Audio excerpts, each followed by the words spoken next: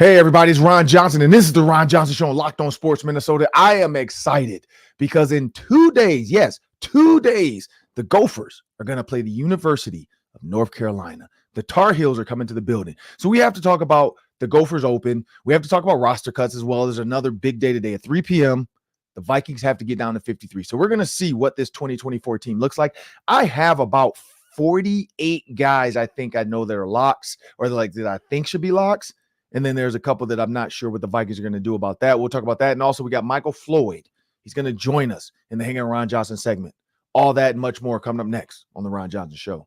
Locked On Sports Minnesota Podcast.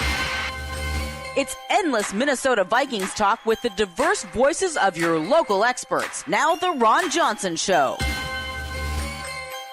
On the field, in the broadcast booth, Ron Johnson is Minnesota sports. He's played with them, hung out with them, and grown up with all the big names in Minnesota sports. They're hanging out with Ron Johnson. It's the Ron Johnson Show on the Locked On Sports Minnesota podcast. And it starts now.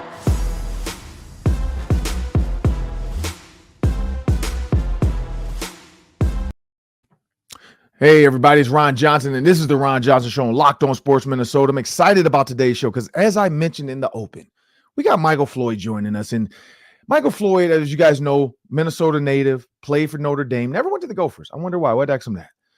Played for Notre Dame, went on to the NFL, top first-round pick.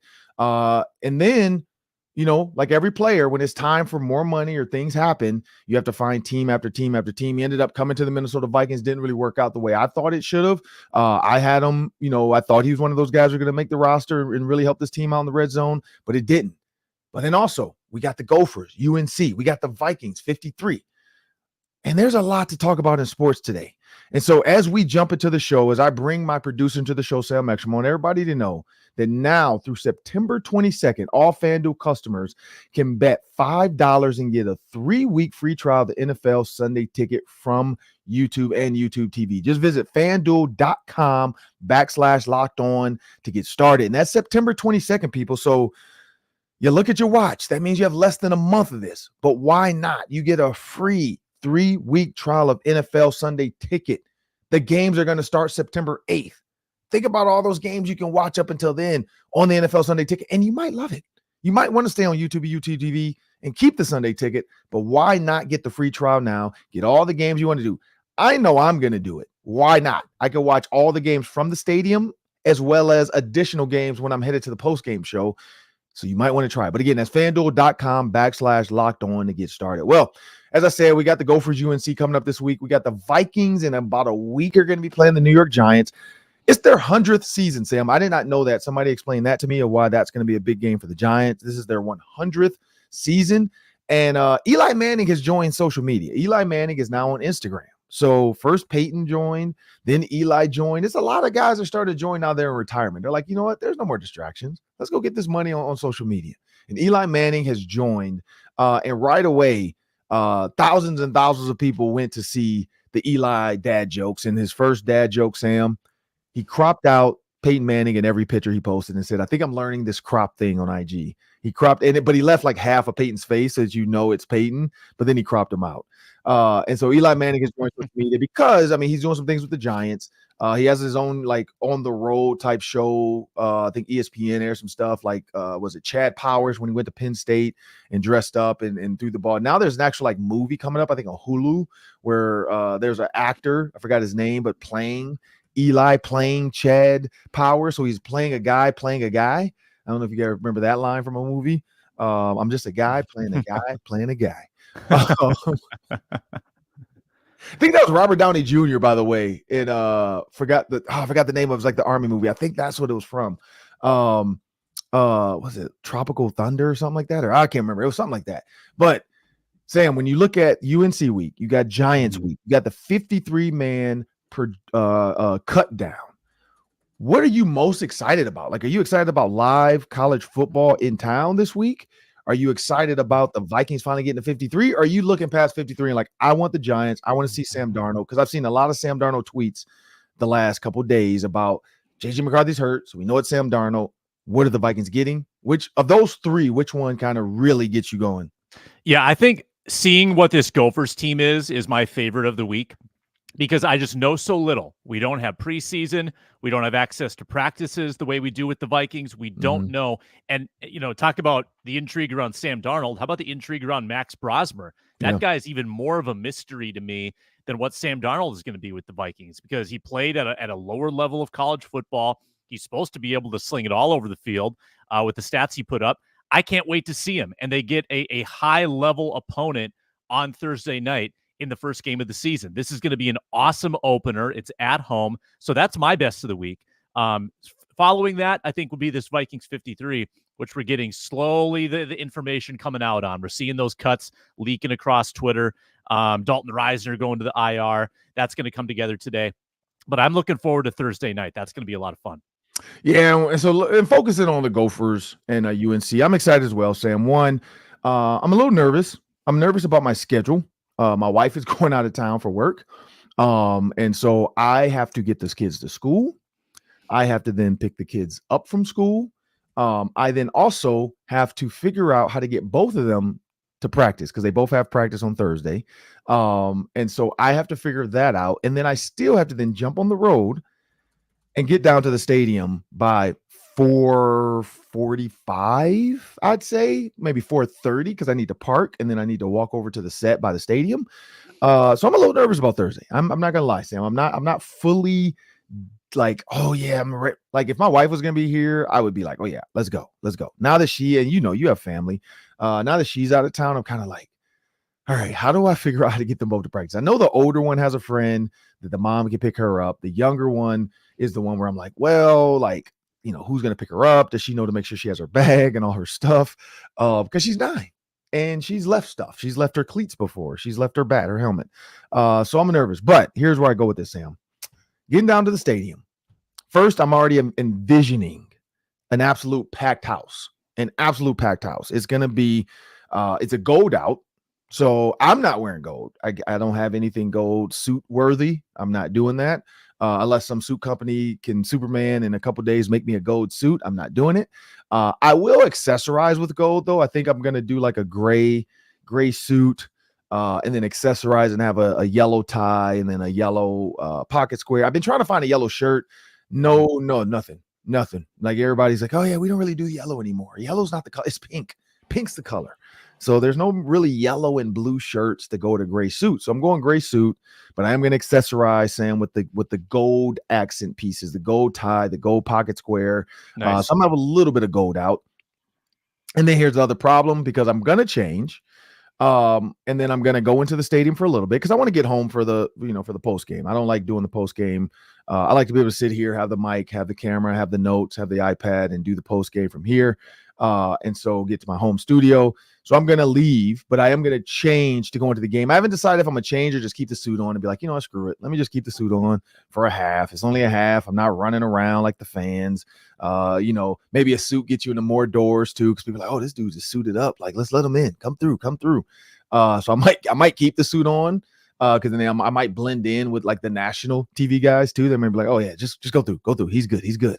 But yeah, I'm debating on that, and maybe I'll do it, because then that's my goal. That's my goal in case I end up on camera when I'm down near the field or something, and everybody's like, "Oh, yep, that's Ron Johnson. He's participating in the gold out." But Sam, I'm looking forward to what you said, Max Brosmer. I want to see Max Brosmer. I want to see, can he sling it? Are the Gophers going to run the ball 40 times? Because we know PJ is not opposed to that. We know that. If and we don't know if Darius Taylor's going to go. That's the other problem. But if Jordan Newman, this other kid that transferred from Michigan State, if he's good to go, the kid from transfer from Indiana, if he's good to go, if they're running the ball well, I'm pretty sure PJ's going to stick to it. I do know he has to throw. Because 3rd and 7, you have to throw the ball, unless you're really just tucking your tail and saying, all right, let's live to punt another day. I want to see, can Max Brosmer make those throws, because that's where Ethan Kaliak-Manis that we all worried about was, we thought he had the body type, he had the practice tape, he had the ability, but then when you get in games, whether it was mentally couldn't grasp the coverages, mentally couldn't grasp the schemes, but there are a lot of plays sometimes that you would just scratch your head and be like, what was he doing there? Now we know he did run. He could run, but they didn't utilize it, because we all said, oh, like, he's not Tanner Morgan. He's going to run on a read option. He didn't, though. He didn't use his legs, we thought, as much as he should have. And so when you look at this Gophers team, you look at where they are, and UNC is unknown as well. Drake May's gone. They do return, I think PJ said like 8 to 10. Eight of their starting defensive guys are back. So that's going to be a question mark too for Max Brosmer. How to handle a veteran defense like that? A defense that has one sophomore, Sam. The rest of the team are all veterans. And then we don't know who their quarterback's going to be because they don't want to turn in a depth chart because PJ's not giving them a depth chart. So now we're going to have to wait, which is so freaking frustrating. We're going to have to wait to the first snap to see if Brad Johnson's son is going to be the quarterback, because you don't have any intel. I wish college football at some point would change that. I wish they would change. And Sam, I don't know if you follow Outlads or Our Lads. Sorry. Yes, I do. They do, potential depth charts, and we know they have insiders. They go to practices and, send them info. As of now, Max Johnson on their depth chart is the starting quarterback. Jacoby Criswell is the backup. And then Harold Connor is third. So he's a grad transfer, Max Johnson. They also have a grad transfer as a backup. So that sucks, because usually when you grad transfer, you assume I'm coming in to play. Well, you got two. So I don't know if we're going to see a double, like a two guys. I'm also wondering about this backup right tackle, Jakaya Leftwich. Do you know if that's Byron Leftwich's son? He says he transferred from Georgia Tech. He's from Westlake, Georgia High School. I just wonder if that's Byron Leftwich's son, because Byron Leftwich, though, was in Tampa. So I don't know, maybe related to him. So maybe our team can look into that. But, they have a Leftwich. He's the son of Chantrice and Michael. So not his son. Not Byron. So maybe family. We don't know. We have to do some more digging. But when you look at, the receivers, same thing from last year. Nothing jumps out with North Carolina receivers. Omarion Hampton, we do remember him, really good running back. So that was the one thing that they were able to, when you look at the kid from last year, decent running back, but their team was all Drake May. Let's be real. That North Carolina team, all the pub, all the stuff, all the following, all the ESPN games was all about Drake May. And as of now, Sam, when you look at this roster, and again, this is just outside looking in, nothing scares me about this roster. They have a senior transfer in Nate McCullum. He transferred from Georgia Tech as well. So we'll see what they get out of him. Adding a 6 or 5'9", 185 receiver. Nothing scary. He is fast twitchy, though, but he's a senior transfer. Then they also have a redshirt junior, Gavin Blackwell. And then they also have J.J. Jones, who is their senior. He's their 6'2", 210-pound kid they've had before. So again, looking at the receivers, was it the chicken or the egg? Last year, people talked about how good they thought the receivers were. I remember the Gophers game, Sam, Drake May scrambling around all of a sudden. I think it was our guy, Jack, that came on our show, number 20. Henderson. Jack Henderson kind of bit up on the play, and he threw a deep post over his head. I don't know if it was him or if it was Darius Green. It was one of the safeties. But I know PJ said Jack Henderson looks really good right now. Like he looks like, and we know that he's a linebacker, quote unquote, playing safety. So he's like a box safety. But nothing about this group right now scares me. Nothing. Now let's go to the Gopher side of this, Sam. Now I've been to practice. So that is the one thing as an alumni, I can go to practice. Now I can't video. I can't really, do a bunch of interviews after practice like the media does.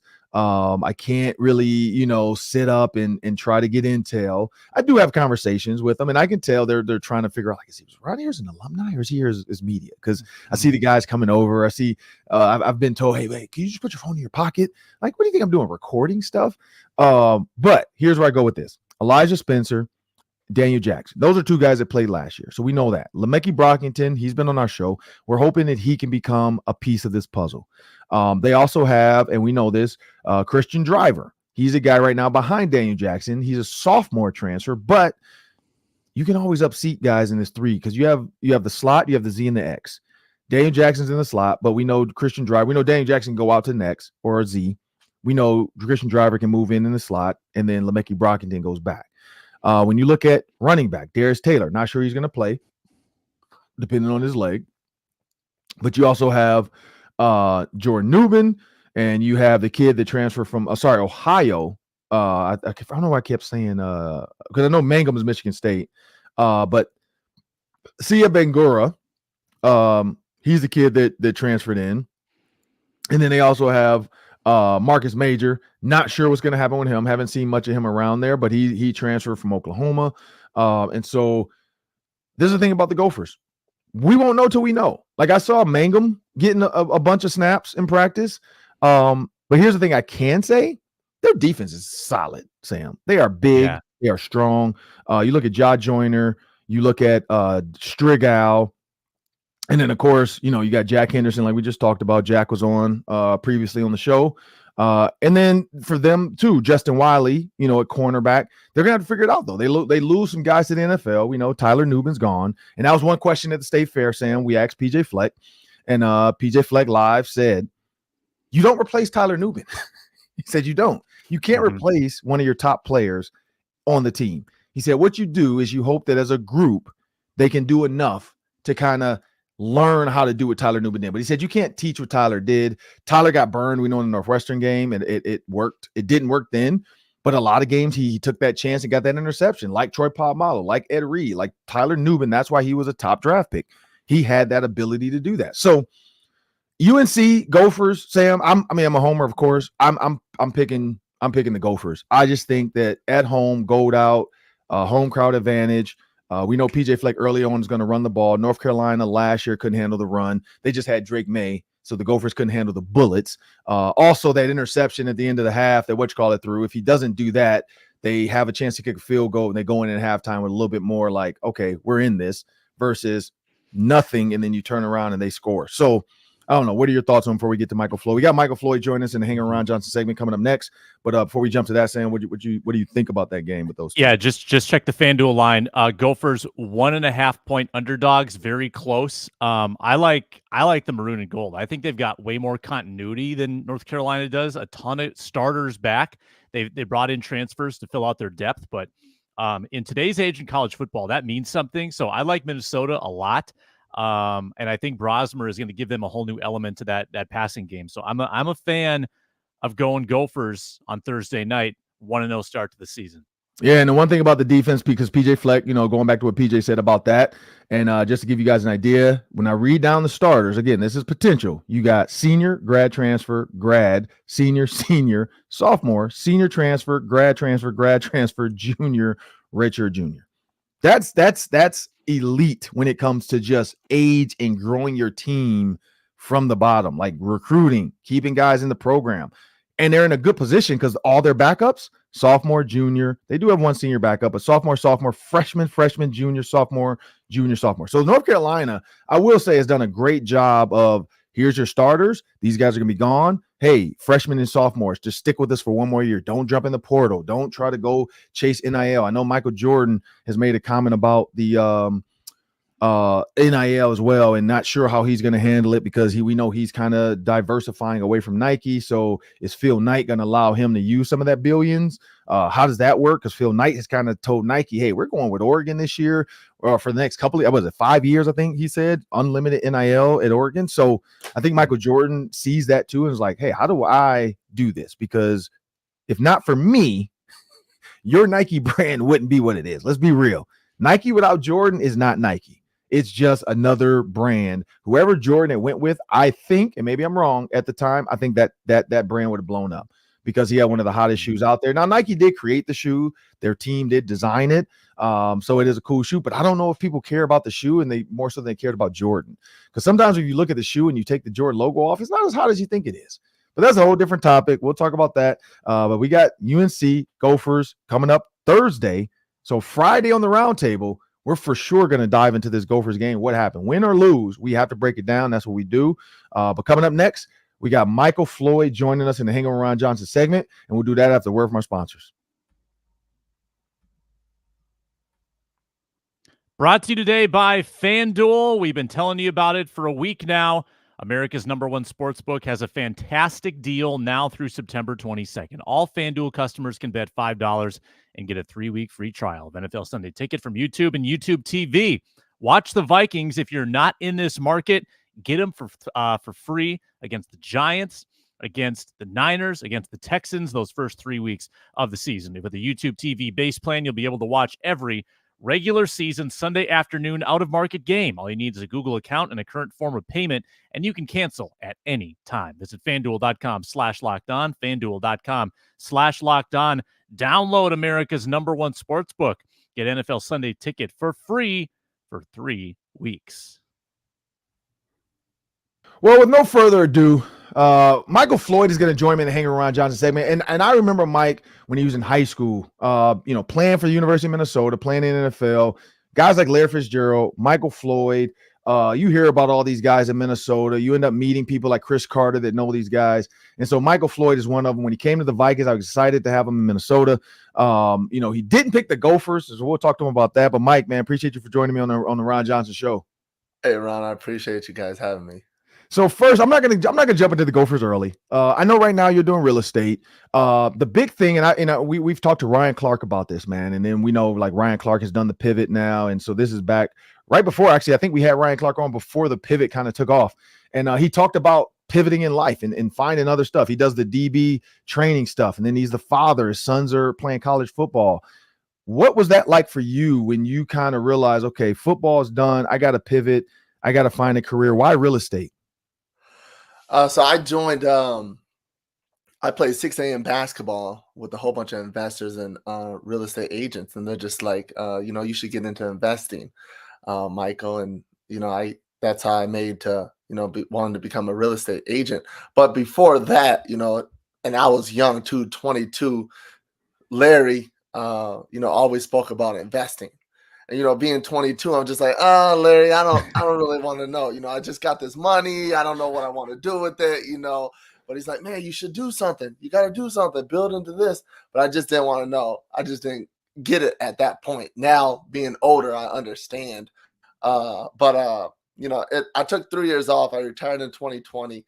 And then, I just realized, there's a lot more to me than football. So I, got into real estate and I enjoy it. I love meeting new people every single day. And also it's kind of another way of just giving back. Yeah. And when you look at, giving back, being out in the community, what's one thing as far as real estate goes that maybe as a former player makes it easier for you to have some of these conversations and find some common ground than maybe just your average realtor? Well, I think what I explain to people is, I don't really care how long an agent has been in real estate. They can't put your home and give it more maximum exposure than I can. When it comes to social media and marketing, I'm better than someone who's been in for 25 years. And I always say, hey, give me 30, 45 days. I promise I'll get you the price that you want, if not more. And, having success in my last career, I can be flexible when it comes to commission. I never want anyone to go into the negative. That's not me. So, everyone wants to hit everyone with 6%. I don't have to do that because, I'm not trying to kill someone, making money. I want to help people out, making sure they get into the best position possible. And, they go about their way of buying a home or getting the home sold. Yeah, make sure you guys check out Michael Floyd's. That's the first thing I noticed. Like when I went on LinkedIn all of a sudden and I saw it. And that's why, like when Duke Shelley, current Minnesota Viking, he talked about that. I actually told him he should at some point reach out to you. I don't know if he's going to make the roster. We'll find out today if he'll make the 53. But he's a guy that went back to Atlanta, didn't know if football was going to be an option for him anymore. No teams that called him. And so he started working probably similar to your situation, ran into some investors and started doing real estate. He said he has like a little small team of 3 or 4 people. And then the Minnesota Vikings called him and he came back. But I told him, I was like, as a current player, it's probably easier for you to get phone calls and get FaceTime and use social media. So, yeah, maybe your guys should talk to Duke Shelley because I know I bought that up with him when we were at practice. And, he's doing that back in Atlanta. But when you look at the team, so Michael Floyd, for those that don't know, he was drafted by the Arizona Cardinals, came out of Notre Dame, went to New England, went to the Vikings, Saints, Commanders, and then the Ravens. When you look at your journey in the NFL and you have teammates, because I know I've asked Joey Harrington this. Is there a stop for you that was like, man, that actually was more enjoyable than I thought it was going to be? I thought when I went to New England, I understand why they were so successful. Bill Belichick, I mean, Tom Brady, yes, but the way they went about things, I mean, leave your ego at the doors everywhere around there. Not saying anything bad about the other organizations. It was just different there. Uh, and they had a little basket to the meeting room where you put your cell phones at. Because if your cell phone rang when Belichick was talking, you probably won't be there after that meeting. So that's just the place where I thought was very different than any other place I've ever been. Yeah, and the Patriot way is real. I mean, Jared Mayo's trying to hold on to it. I know Matthew Slater was hired to work with Jared Mayo because he's been around Belichick, and Jared knows that as well, to try to maintain what Belichick had done. And then, like, you saw them get rid of Matthew Judon because they're like, look, nobody's bigger than the team. If you want to act a fool, if you don't want to practice, if you want to be a distraction, we'll trade you. Like, we would rather have a core group of guys that are great and want to be here and want to win, compared to a guy that thinks he's the team and he's going to be a distraction and just show up to practice in shorts and a t-shirt and be in the way. So I know Gerard Mayo and Matthew Slater are trying to keep that, and clearly that's why Belichick won so many Super Bowls. We know partly was Tom Brady, but we also know Belichick's a great coach. When you talk about your real estate business, what from football have you taken into real estate? Because I know you can't tackle people, you can't stiff arm other realtors to get to a client, but what is it about football that's allowed you, and it could be college football, high school football, whatever, but has allowed you to kind of say, okay, I can do this real estate thing? I mean, it starts off with discipline, and having that motivation, to want to be successful in anything. And when I hear a lot of people want to be realtors, they think because you get this, flexibility and time, but it's not really like that. If you want to be successful, like, you got to put the time in. So for my thing, I call cancels and expires. So I cold call and I door knock people. So Ron, if you were selling your house and they couldn't get it done, I pay for something to possibly get a number to contact you and just ask for a 10 or 15 minute interview. Just interview me and to try to get the job done. And that's what I do. But every single day, I practice role playing on the phone 6 a.m. in the morning with a bunch of people all over the country. But when people say like, oh yeah, that's easy, I'm like, nah, it's just the same kind of preparation, the same kind of, motivation to get ready to practice, just like in football, you practice every single day, you practice your scripts, your words, how to talk to people. And, I'm very comfortable on the phone now and talking to people. So I'm having a great time with it. And that's the voice of Michael Floyd. For those watching on YouTube, of course, you can see Michael Floyd, but those listening on the podcast, wherever you get your podcast, Spotify, Apple, that's the voice of Michael Floyd. I'm Ron Johnson. It's time to jump into a little football talk. Notre Dame, it was, I don't know, we'll see what they're going to be now, was a top 10 school. Notre Dame, like, they still have to play the games. We know some games are coming up, Texas A&M. So they are still top 10. We don't know what's going to happen. There's some big games coming up. A&M's one of them. But when you look at Notre Dame being in the top 10, they're now the hunted. They're no longer the hunter. How much pressure is that on those kids? I think going to Notre Dame, there's always pressure. Regardless if you're going on an away game or a home game, you're always going to get everyone's best effort. I mean, I know when we played Navy, Army, even Boston College, there's a lot of guys who maybe always wanted to dream of going to Notre Dame, but now it's their time on the other end playing against them, so you're going to get their best effort. But that was always good going to school there, knowing that, you're going to play some solid teams and get their best effort each and every week. And when you look at Notre Dame football, like I said, now NIL is a thing. You look at the players they're about to get. I don't know if you saw their 2025. I don't know if you follow them much, but their recruiting class for 2025 is loaded with former NFL players. Jerome Bettis' son is committed. Ike Taylor's son committed. Brian Urlacher's son is there. Ryan Clark's son is there. When you see all these guys, like former NFL guys, and it feels like almost like I think they did their recruiting trip together. Oh, Plaxico Burress' son is committed as well. What is it now with this NIL, the ability for, and I'm guessing the coach is doing a great job of reaching out to Jerome and then using Jerome to get his Steelers buddies and, NFL buddies.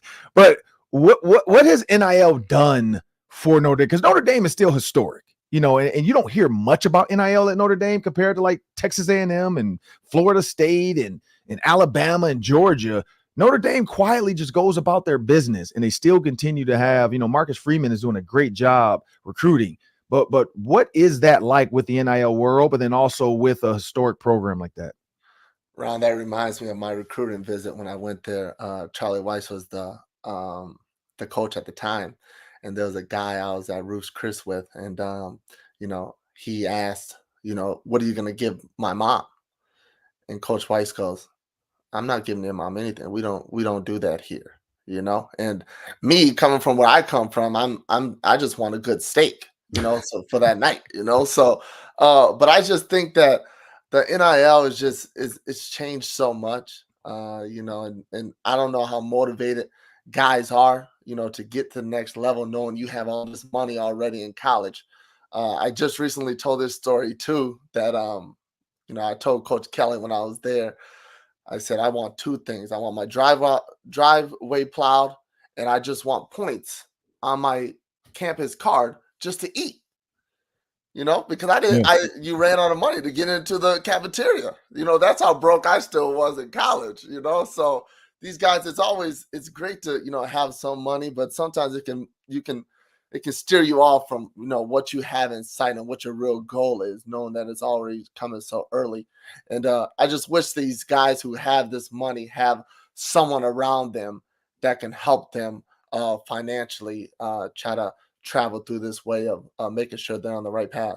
Yeah, and when you look at, traveling through the right path, you look at what's going on. Path to the national championship is now a thing because they are expanding the college playoffs. They're looking at 12, possibly now 16. Some people are, this college season is going to get longer and longer. The fact that now players can be employees of the university. I was down in practice with PJ Fleck and talking to Max Brosmer about this, and he has a 3-bedroom apartment for him and his girlfriend.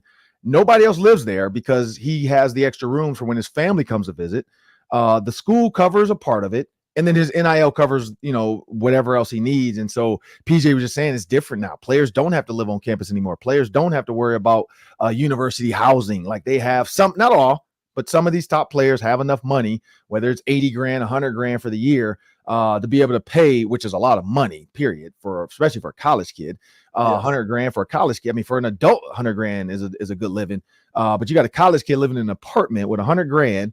And he just said these guys are able to set this up themselves. When you look at that now, so all these distractions, all these different things, and now they're asking for more football. Do you think Notre Dame, because again, your schedule is going to matter, being in that top, whatever, 8 to 12 to 10, and they're talking about wild cards and vote in, boot, there's all these other crap they're trying to decide. Do you think Notre Dame would have a better chance going up against UCLA, USC, Michigan, Ohio State, Penn State on the regular and joining the Big Ten? Because the Big Ten is at, I think, 16 or 18. I'm not sure, but I know their goal is to get to 20. Do you think that Notre Dame would be a good fit in the Big Ten? I do think so. I think with that, them schools being super competitive and, you're always having, a good game, on TV and to watch. But that's what makes Notre Dame so different than anywhere else is, they kind of get to decide what they want to do, being independent or being, with one other conference. But I would love to see it just because, I love the rivalries of, UCLA and Notre Dame and USC and Notre Dame too. They were just big time rivalries when I was there. So, I mean, I would like to see it again, to see each and every week be competitive. Yeah, and they are at 18 teams officially right now. I know they offered the 2 teams that are left in the Pac-12, which I think is like Oregon State and Arizona, I think, are left. So they've offered them a chance to come over to the Big Ten. They've talked to Stanford. We know that. Stanford is listening, but who knows what they'll do. But I think Notre Dame and like a Missouri even, or Notre Dame and Iowa State, if they can steal them out of the Big 12, because that's doing nothing for them. Go play Iowa more if you're Iowa State. That gives you a better rivalry, more money, so on and so forth. But I'm like, because I look at it, Notre Dame being Indiana, going to play Michigan, Michigan State, Ohio State, Illinois. That's easier travel too, and you're still going to get UCLA, USC, Oregon, and Washington. So I mean, I'm just saying Notre Dame could really make some noise because I think the ACC is okay. I get it. They joined a conference just to try to make sure they're in the Power 5 deals. But now that it's time to be serious about it, I would love to see Notre Dame come over to the Big Ten. But Michael, I want to ask you this: when you look at cut down day as a first round draft pick, cut down day for you was a breeze. You knew you were on the team. You had no issues. But as you got later in your career going to different teams, what was that anxiety like, or what was your mindset going into cut down day for you then? I'll tell you about my last cut. It was in Baltimore. It was I was hands down, and I hope whoever watches this too, and they will agree with me. I was the best player out there, out of defense, offense, special teams, doing it all. Had the best training camp out of everybody, but because I was 30 years old, they'll rather pay a 22-year-old, six figures instead of me paying 7 figures. And it was tough. And always being the guy, being in that position to not get cut, but to get that saying, you're not on the team is tough. And I told the GM, exactly, I was the best player in training camp, but it all came down to, the younger guy and paying him less. And, but it sucks. And just knowing that, you might not have a job after today, so I wish everyone the best of luck and, just take this as, if you do get cut, just take it as motivation to keep getting better and hopefully something works out for you. Yeah, we had a former Heisman Trophy candidate. We know, I think Joey lost that year to David Carr. Maybe Joey won. I can't remember. But Joey and I and David Carr, we all got drafted together in 2002. And so I had Joey on. And so when you look at Joey Harrington talked about being a top 3 pick. He was number 3 to the Detroit Lions and how much pressure it was on him to come in there and be the savior of the Detroit Lions. And, how much pressure he put on himself and how much fun he did not have because he was so much. And then he said he went to be a backup and he had way more fun being a backup. I think it was in Atlanta than he did as a starter because he had no pressure and he was having fun and he was out there. And he said he wished he would have thought about that when he was the number 3 overall pick as a quarterback to realize I don't have to be the savior. I just need to go be a football player. And he said maybe he would have enjoyed it. When you think about your time, as a number 1 pick and then moving on, is there something you would go back, one advice for, other players in your position or advice that you wish you could have given your younger self, whether it was in tough times, whether it was in mistakes made? Is there something like if you could, like you're Michael, I don't know if you ever seen Michael J. Fox in Back to the Future. I don't know if you're too young to remember those. But if you could jump in the DeLorean and pick a time to go back and say, I just want to talk to this Michael Floyd and give him some advice, when would that be? And what would you say to yourself? I would just say stay focused and, not do, what majority of people do once they get a lot of money is, going out and partying and stuff like that. Because it's definitely a choice, and you get, zapped in or jumped into a group of people that all go out instead of, staying, what's important and what's the main goal. Mm-hmm. And I think I did lose sight of that. But I also think, everything happens for a reason. Yeah.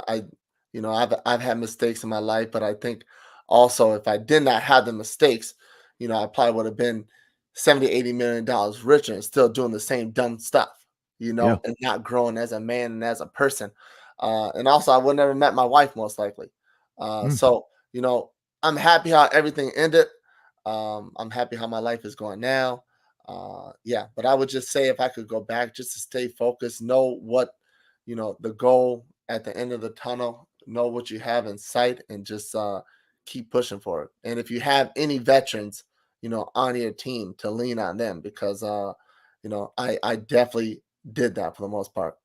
And when you look at this one quick before we get out of here, when you look at the college football season, Notre Dame is potentially going to be in the playoff. They just have to win. Like, honestly, that's the goal. You have to keep winning, and you can't lose late. If you're going to lose early and then win your way back up. Do you think this is the year for Notre Dame to make the college football playoff?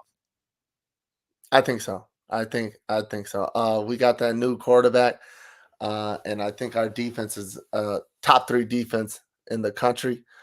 So that, having a great defense always puts you in that, gives you an opportunity to be in that position to be, in the playoffs. But it's Notre Dame, baby. We always have a chance. It's just up to us.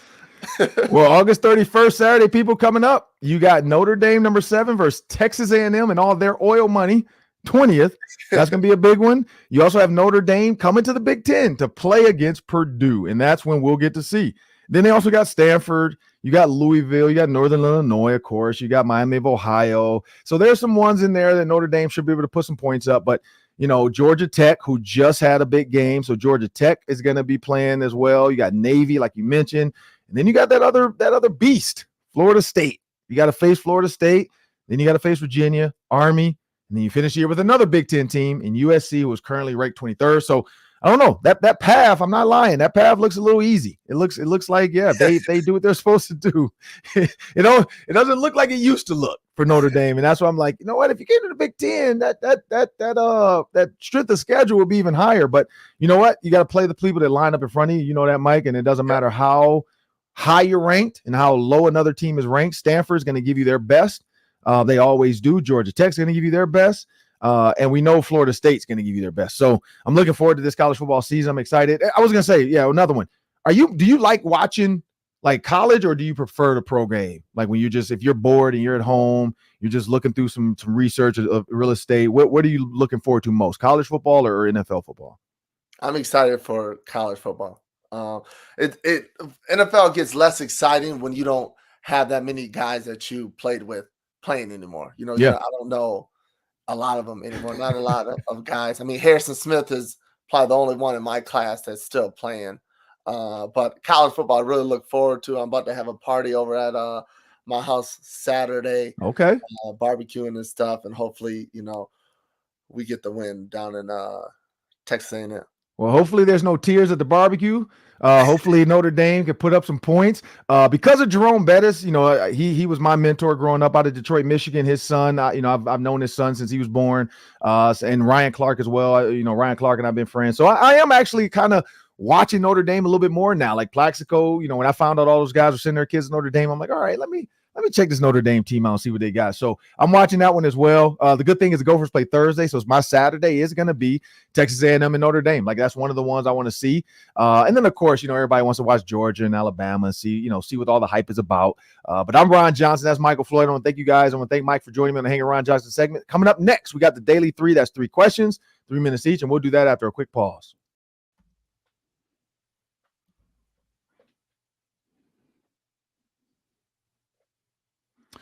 And that was fun with Michael Floyd. Just so you know, SiriusXM is a proud partner. If you want to get more of the Michael Floyd interview, make sure you go to SiriusXM. Download the SXM app on the search SXM on the app market, and then you can search Locked On Sports Minnesota. Subscribe. It'll get all of our interviews, the Ron Johnson Show, the Friday Roundtable, Football Party, because that cut down to 53 today is going to be a lot of content to talk about, people, and all week actually with here's the 53. Here's the people that got cut from other teams. Don't forget that, people. People will get cut from other teams, and the Vikings will then cut one of their guys to get the guy from the other team they want. So it's not done till it's done, and they got about 2 weeks before they go travel to New York to play the Giants.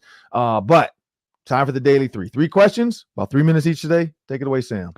All right, we've talked a little Gophers. We talked a little Vikings. I'm going to make you predict which of those teams is more likely to exceed their win total on FanDuel. So the Gophers, it's 5.5 wins. Vikings, 7.5 wins.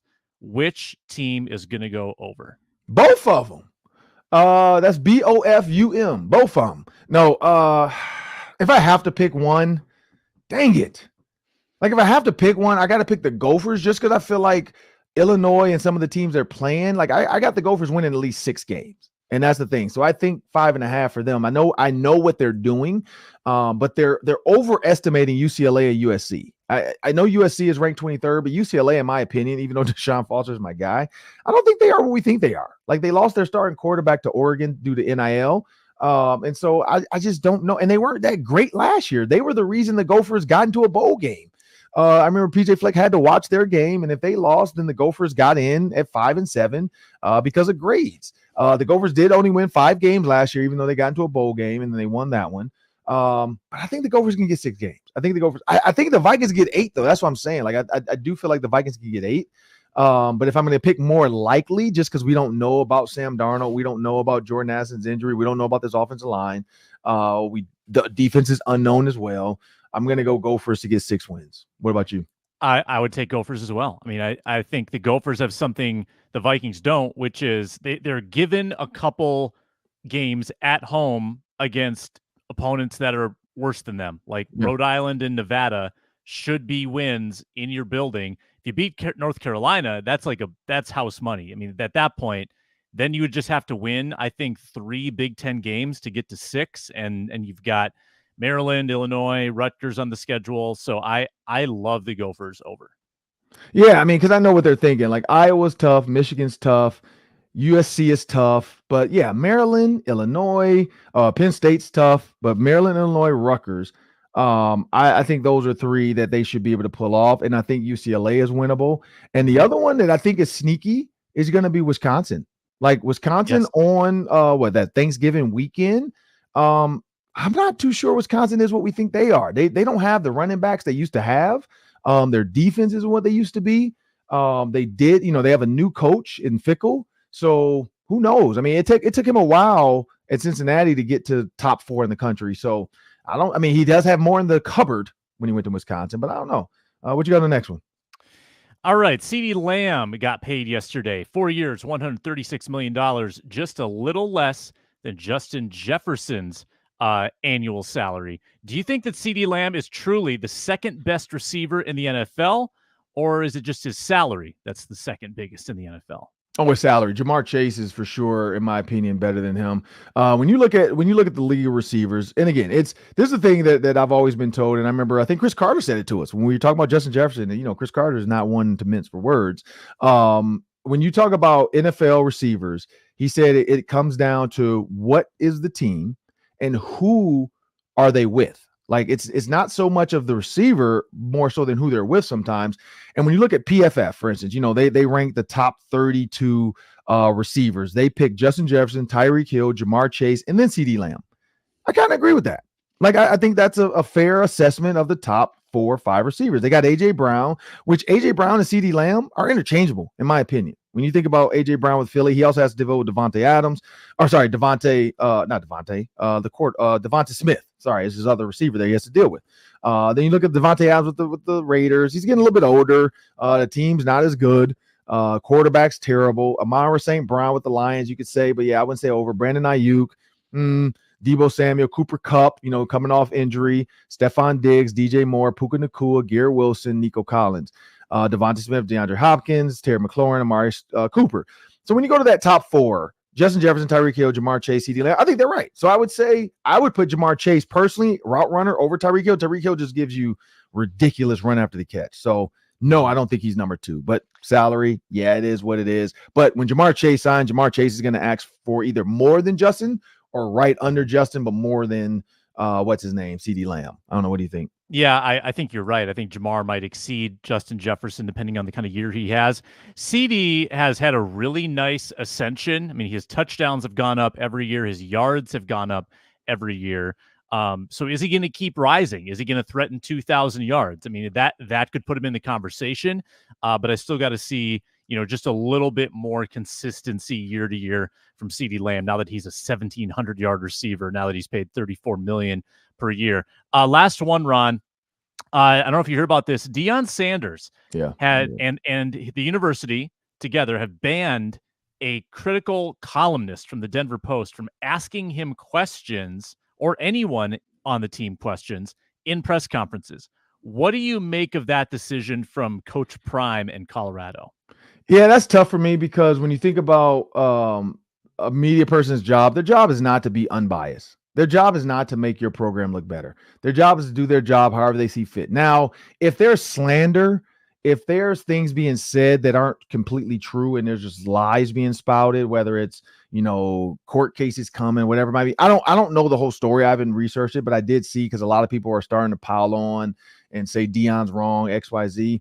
Here's where I go with this. He can do what he wants to do. PJ Fleck actually talked about this when he first got here 8 years ago. He said, he has a way to suffocate media members that consistently are negative by not just giving them access. And so this is not something that's new. Deion's just more vocal about it, and he's more boisterous about it. If I were him, I would have just kept it to next question. When that guy asks questions, I wouldn't have personally like called him out and said, no, you can't ask me questions, blah, blah. Because that's Deion, though. Deion's going to always be him. Like he said, I don't give a darn about what you think about me. I've been a winner. I've been a winner in college. I've been a winner in the pros. I've been a winner as a coach. He's like, I'm a winner. So I don't give a darn what you think about me. But to call the guy out like that, that's where I say, like, just if you want to drown the guy out or smother him or not give him access, just do like the NBA players, like the Timberwolves did with the NBA team. No, we're good. We're not gonna go on the show. Like, you don't need to like make a public statement to say this guy never talked to him. That's where I think that might went too far. But at the end of the day, it's your program. You got to protect your players. These are still kids, man. Some people say stuff about kids not realizing there's mental health out there and there's stuff. And I know these, like I said, media, and that's why that's the approach I take. That's why you see me I'm always positive with our interviews. I'm always like, my tweets are positive. I'm not a guy that's trying to come down and kill people with like hurtful words about a guy being out of shape or a guy being terrible or team sucking. Like, it's not what I'm about. Like, I want to do it my way and the right way. And I want to hopefully, go keep going far and doing this. But I don't know. What are your thoughts on this with Deion? Yeah, man, I'm a former writer. I'm usually pretty pro writer in these cases. So like stifling the free press, I don't think is a great look for the university. But also Colorado went 4-8 last year. Like, if we took away the name Deion Sanders, if this was just any old coach who was doing this, I think they would be even more roundly criticized. But so like, I think Deion needs to have some success with Colorado too before he can do things like this. And I wouldn't endorse doing it anytime, but I don't know if he has as much like of a leg to stand on, being that they went 4-8 last year. I still think he has a lot to prove as a head coach. True, he does. And that's what he has to realize is, like, you're going to get the negative criticism because you didn't win. Like, you started off with all this hype and everybody's on the train when you won, and then you lost. And so it is what it is. His sons have to step up and do what they have to do. One of his sons has to leave and go to the NFL now. I don't think he has any more years left to be in college football. But it'll be interesting to see if they can win. They've added a bunch of NFL guys on that staff. There's a ton of experience on that staff. But can they get it out the players? Because we know recruiting offensive linemen and some of that stuff, it's not as easy as you think it is. But I'm Ron Johnson. That's Sam Extra. That was Michael Floyd joining us in the Hang Around Ron Johnson segment. Make sure you check out our Locked On Sports Minnesota postcast on YouTube following every Twins, Vikings, Gophers, Wolves game with Luke Inman. Broadcasting live with team experts. Never miss a postcast by subscribing to Locked On Sports Minnesota on YouTube. And trust me, after this Gophers game, people, you're going to want to check it out, because if they win, I got the champagne ready. I got the cigar ready. It might be week 1, but we won the championship early if we can get this one, because a lot of people aren't picking the Gophers. So if they can upset North Carolina, I got the champagne and the cigars ready to go on Thursday. I'm not going to smoke it, though, because I got to have my voice ready for the rest of the weekend and then moving forward, because my daughter has a softball game on Friday. So I'm excited about that. She's starting her 14U tournament. So make sure you guys check out Locked On Sports and make sure you subscribe. But again, I'm Ron Johnson, Sam Extra. I want to thank you guys and have a great week.